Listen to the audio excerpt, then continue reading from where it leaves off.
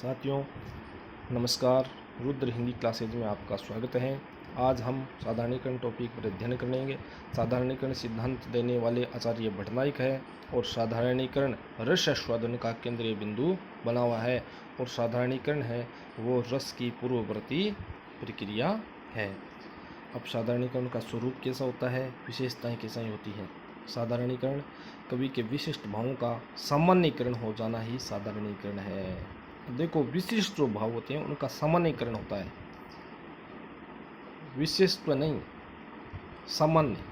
साधारण का मतलब सीधा समझो सामान्यत्व है। यही होता है कि असंगत छांटिए, साधारणीकरण के बारे में गलत तथ्य को छांटिए। साधारणीकरण विशिष्टत्व का होता है, साधारणीकरण सामान्यत्व का होता है, साधारणीकरण रस की पूर्ववर्ती प्रक्रिया है।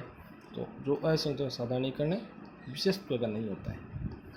तो साधारणीकरण किसका होता है? साधारणीकरण सामान्य विशिष्ट भावों का सामान्यीकरण होता है। साधारणीकरण से तात्पर्य मनुष्य का विलयन, संबंध विशेष का त्याग, निर्व्यक्तीकरण और असाधारण को इस प्रकार से प्रस्तुत करना कि वह सभी के लिए सहज सुसंवेद्य ग्रहणीय बन जाता है। साधारणीकरण में विशिष्टत्व का परिहार या त्याग हो जाता है और सामान्यत्व की प्रतिष्ठा हो जाती है। साधारणीकरण में व्यक्तिगतता के लिए कोई स्थान नहीं है। साधारणीकरण होता है वहाँ निर्व्यक्तिकता की प्रतिष्ठा पाना है। साधारणीकरण सामान्यकृत अनुभव होता है जिसमें वस्तुएं अथवा सहृदय देश काल के विशिष्ट बंधनों से मुक्त हो जाता है। अब देखो, पहले ये पढ़ेंगे। साधारणीकरण राग द्वेष मुक्त अवस्था का नाम है। साधारणीकरण मतलब विशेष नहीं, सामान्य। साधारणीकरण में वेदांतर स्पर्श शून्य की दशा रहती है। साधारणीकरण की प्रक्रिया एक ऐसी प्रक्रिया है जिसमें सहृदय सामाजिक अपने सामान्य मानवीय रूप द्वारा काव्य या नाटक में वर्णित विभाव आदि को सामान्य के रूप में ग्रहण करता है। अब एक प्रश्न है कि निम्न में से साधारणीकरण की विशेषता नहीं है। राग द्वेष मुक्त अवस्था का नाम साधारणीकरण है। देश काल के विशिष्ट बंधनों से ऊपर उठ जाना साधारणीकरण है। वेदांतर स्पर्श शून्य की दशा साधारणीकरण है। विशिष्ट एवं सामान्य मनोभावों का सम्मिश्रण साधारणीकरण नहीं, विशिष्ट नहीं, सामान्य मनोभावों का सम्मिश्रण साधारणीकरण। साधारणीकरण किसका होता है? इस सवाल पर विद्वानों के मत है। अब आचार्य भट्टनायक कहता है कि साधारणीकरण सिद्धांत के जन्मदाता आचार्य भट्टनायक है, यानी साधारणीकरण सिद्धांत के जन्मदाता भट्टनायक है। और ये कहते हैं कि विभाव आदि का साधारणीकरण होता है। किसका होता है? विभाव आदि का साधारणीकरण होता है। उसके बाद में अभिनवगुप्त आते हैं, आचार्य अभिनवगुप्त।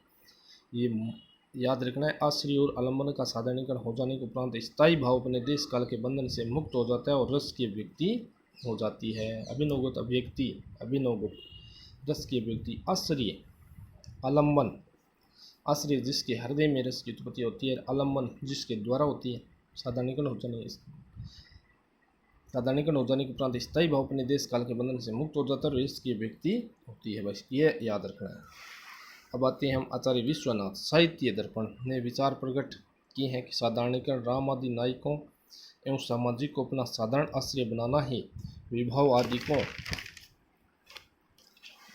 का व्यापार, इसके प्रभाव से प्रमाता यानी सामाजिक सहृदय समुद्र लंघन जैसे दुष्कर कठिन कार्य को आसान रूप में ग्रहण करता है। यद्यपि मनुष्य की शक्ति सीमित है और समुद्र लंघन असंभव कार्य है, तथापि आश्रय का साधारणीकरण हो जाने से प्रमाता सामाजिक और हनुमानजिक में अभेद तत्व में हो जाता है।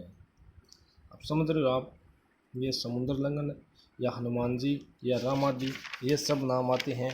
तो इसमें क्या करना है? विश्वनाथ है। अब है हिंदी के विचारकों का मत। रामचंद्र शुक्ल कहते हैं ये मोस्ट इंपॉर्टेंट है कि साधारणीकरण और व्यक्ति, इसकी पुस्तक है साधारणीकरण और व्यक्ति व चित्रवाद, तो इनकी पुस्तक है।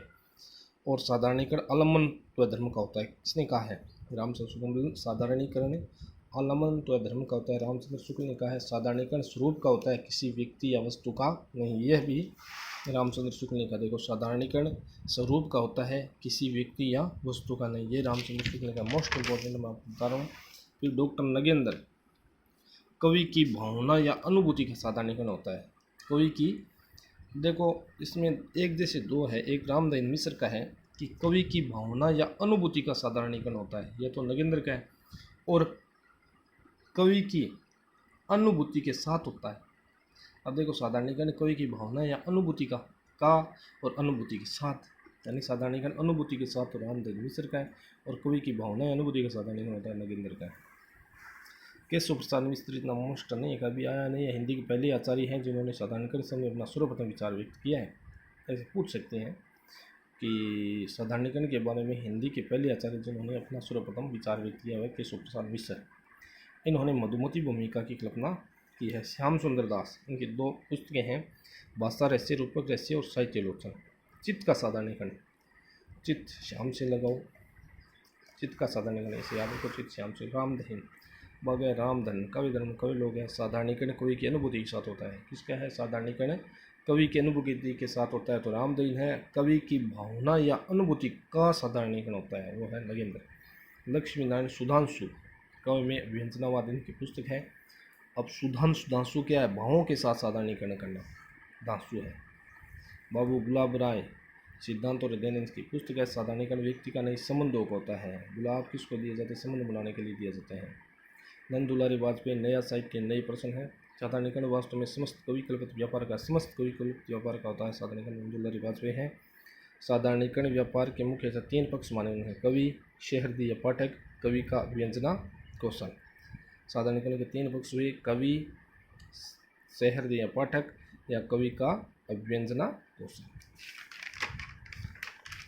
तो साथियों, यह हमारा टॉपिक पूरा है। इनमें से एक प्रश्न आएगा, मोस्ट इम्पोर्टेंट है, नगेंद्र का याद करना कि कवि की भावना या अनुभूति का साधारणीकरण होता है। कवि की भावना या अनुभूति का साधारणीकरण होता है। धन्यवाद।